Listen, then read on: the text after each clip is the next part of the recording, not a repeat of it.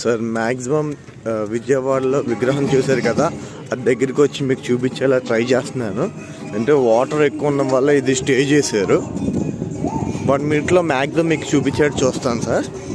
విజయవాడ నిజంగా super sir. జనాభా ఎందుకంటే ఇంత వర్షంలో కూడా స్టే చేసి పెట్టారంటే మామూలు విషయం కాదు సార్.